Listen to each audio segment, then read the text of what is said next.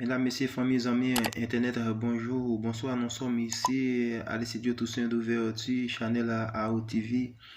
Nous allons assister ensemble à l'arrivée de la première dame, de l'ancienne première dame, Martine Moïse, dans la grande danse pour une visite spéciale. Maintenant, nous allons écouter ensemble de